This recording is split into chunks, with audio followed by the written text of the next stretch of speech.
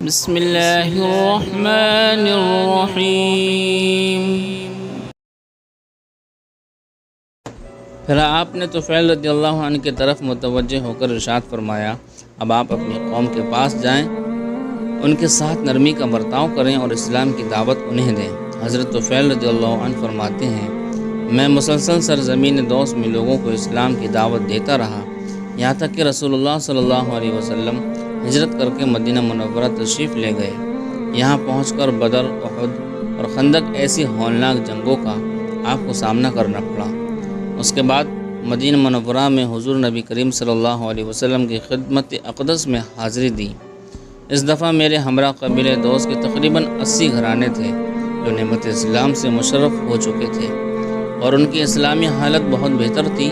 رسول اللہ صلی اللہ علیہ وسلم ہمیں دیکھ کر نہ صرف بہت خوش ہوئے بلکہ دوسرے مسلمانوں کے ساتھ خیبر کے مال غنیمت سے ہمیں بھی مقرر حصہ دیا۔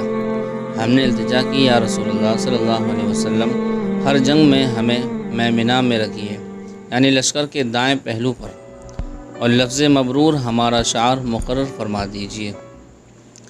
حضرت طفیل رضی اللہ عنہ فرماتے ہیں، اس کے بعد میں رسول اللہ صلی اللہ علیہ وسلم کی صحبت میں رہا، یہاں تک کہ اللہ تعالیٰ کے فضل و کرم سے مکہ فتح ہو گیا۔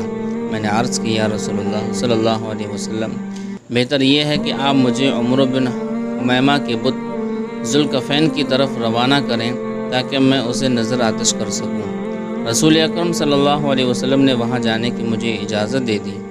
میں اپنی قوم میں سے ایک جماعت لے کر اس بت کی طرف چل پڑا۔ جب میں اور میرے ساتھی وہاں پہنچے اور اسے جلا ڈالنے کا ارادہ کیا تو کیا دیکھتا ہوں، ہمارے گرد عورتوں، مردوں اور بچوں کی ایک بھیڑ جمع ہو گئی۔ یہ سب اس بات کے منتظر تھے کہ اگر ہم نے ذوالکفین بت کو ذرا بھی نقصان پہنچایا تو آسمان سے بجلی گر کر ہمیں بھسم کر ڈالے گی۔ ان بیچاریوں کی موجودگی میں میں بت کی جانب بڑھا اور بت کے عین دل میں آگ بھڑکا دی۔ اس وقت میری زبان پر اشعار تھے جن کا ترجمہ یہ ہے، اے ذوالکفین، میں تیرے پجاریوں میں سے نہیں ہوں، ہماری پیدائش تیری پیدائش سے کہیں پہلے ہوئی، آج میں آگ تیرے دل میں بھڑکا رہا ہوں۔ یہ اشعار کہے اور اسے نظر آتش کر دیا۔ دیکھتے ہی دیکھتے آگ نے اس کو اپنا لقمہ بنا لیا اور یہ جل کر راکھ کا ڈھیر بن گیا۔ اس کے جل جانے سے شرک کی جڑ بھی کٹ گئی اور پورا قبیلہ اسلام کے آغوش میں آ گیا، اور پھر ہم نے اپنے حسن اسلام کا ثبوت بھی دیا۔ حضرت طفیل بن عمرو الدوسی رضی اللہ عنہ نے آخر دم تک رسول اکرم صلی اللہ علیہ وسلم کا ساتھ دیا۔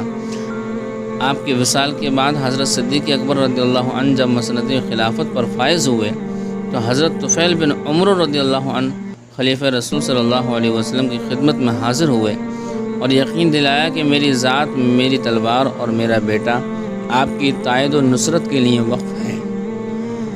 جب ارتداد کی جنگیں چھڑیں اور کفر و الحاد کا شعلہ بھڑکا تو حضرت طفیل بن عمرو رضی اللہ عنہ مسیلمہ کذاب کے ساتھ جنگ لڑنے کے لیے مسلمانوں کے لشکر میں مقدمۃ الجیش کی حیثیت سے شامل ہو کر نکل کھڑے ہوئے۔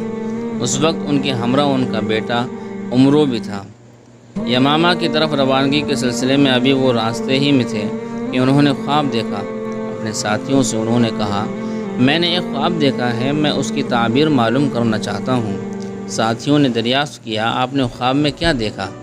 فرمایا، میں نے خواب میں دیکھا کہ میرا سر مونڈ دیا گیا ہے اور ایک پرندہ میرے منہ سے نکل کر اڑ گیا ہے اور ایک عورت نے مجھے اپنے پیٹ میں چھپا لیا ہے۔